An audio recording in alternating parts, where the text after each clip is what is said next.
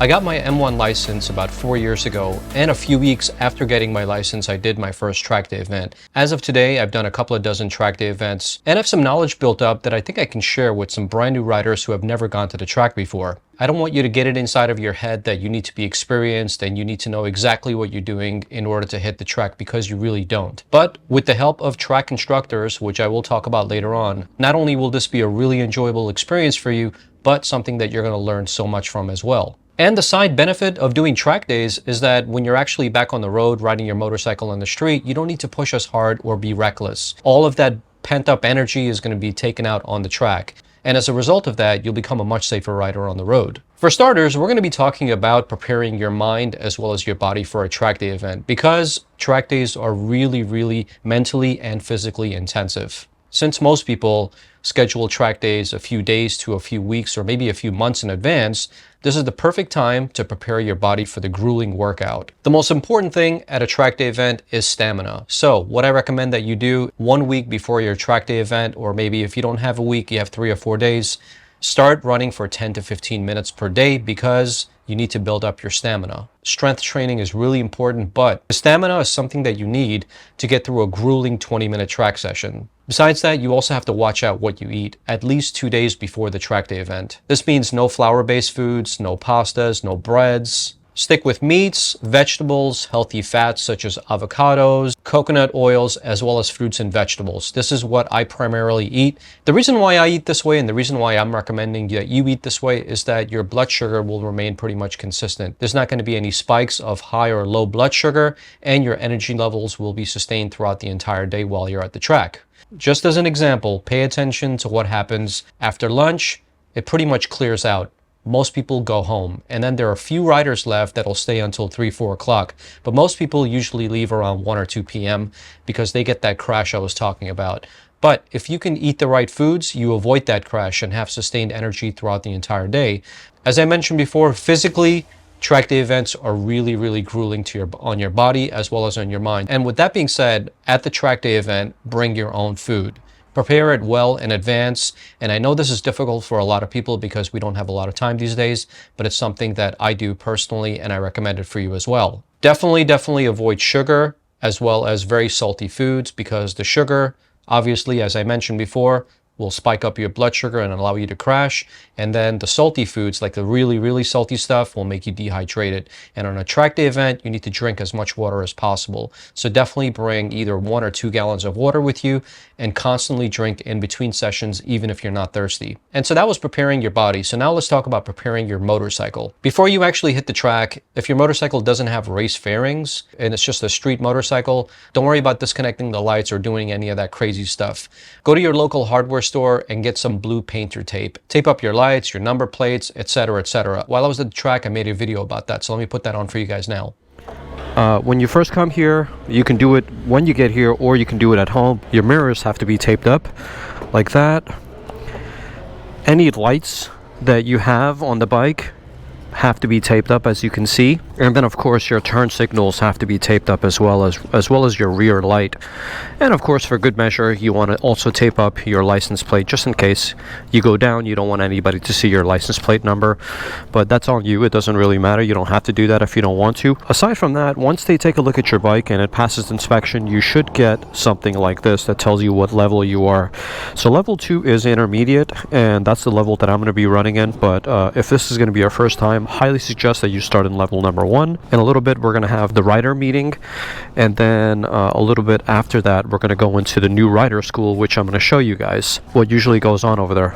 And so now let's talk about the different groups, because there's A group for advanced, B group for intermediate, and C group for people that are brand new to riding for the first time. This is the group that I recommend for you, but we're going to go through each one of them one by one. A group is reserved for advanced riders. These riders are considerably faster than B group riders, which is intermediate. They're familiar with the lines, they're familiar with body positioning, and they're familiar with high-speed braking, as well as a million other things that novices as well as brand new riders don't have a lot of knowledge about. But most importantly, A group riders are predictable, meaning that they have knowledge of the track as well as the lines, and if you follow them, you know exactly what they're going to do. So therefore, they're a much safer rider to follow. Besides A group being safer riders on the track, they have far fewer crashes, and they're generally not spooked by riding close to other people. However, people in B and C group are very easily spooked. So if you ride really close to somebody, they may get offended by that or get scared very quickly.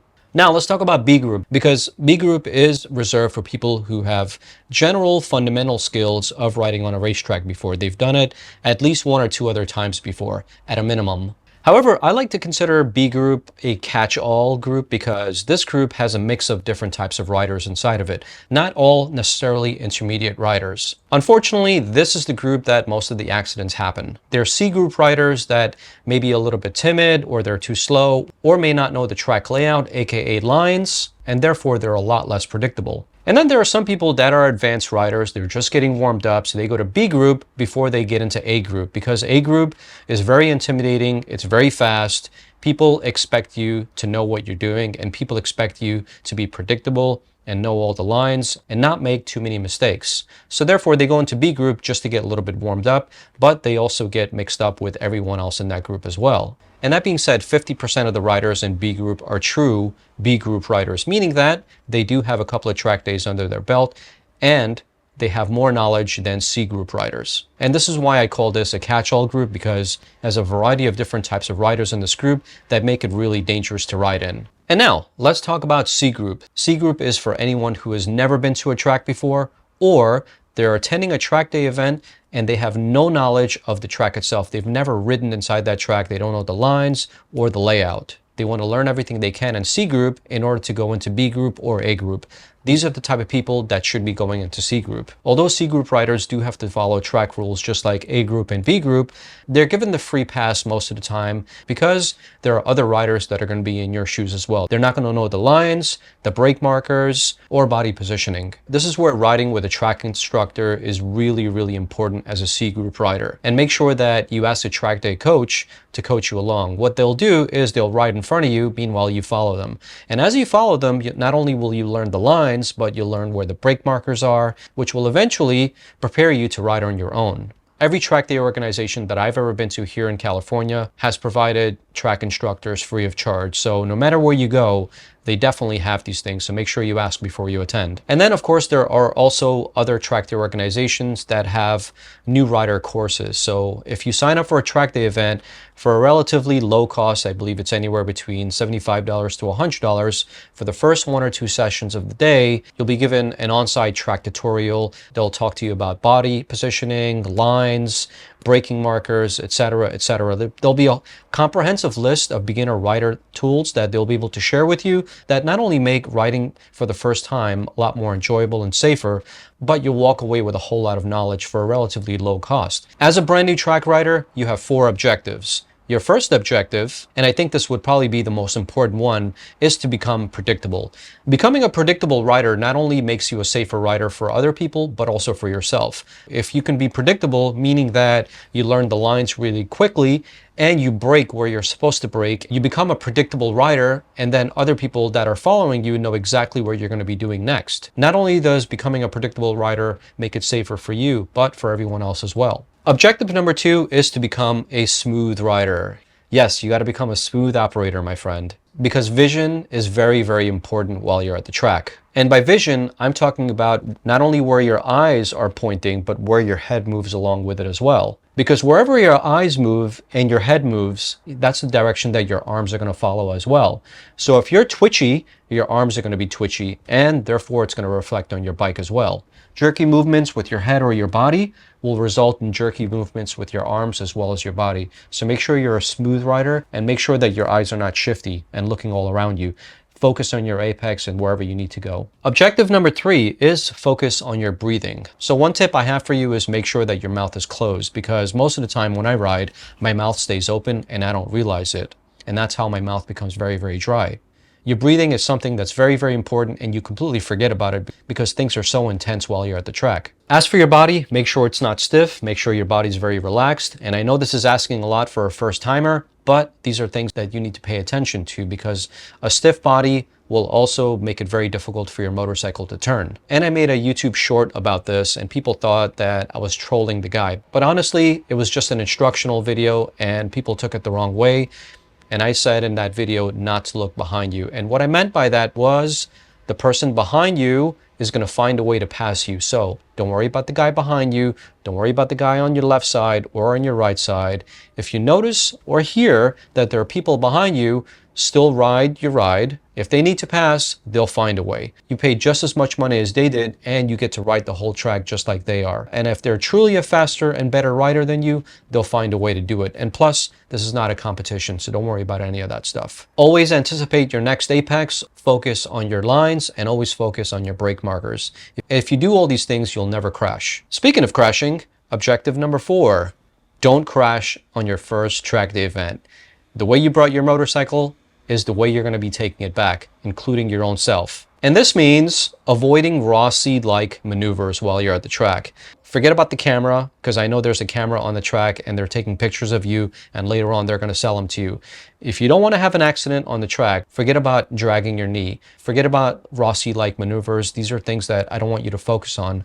There are so many other important things for you to focus on than body positioning and making yourself look good for the camera. The goal of your first track day event is building skill and having fun. As I mentioned before, focus on riding your own ride, meaning that you're not focused on other people and you're not giving a shit about who's behind you.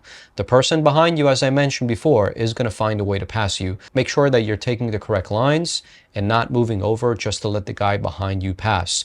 Because if you move off of the line, you may go wide and low side, so it's not worth it. As I mentioned before, faster people will find a way to pass you.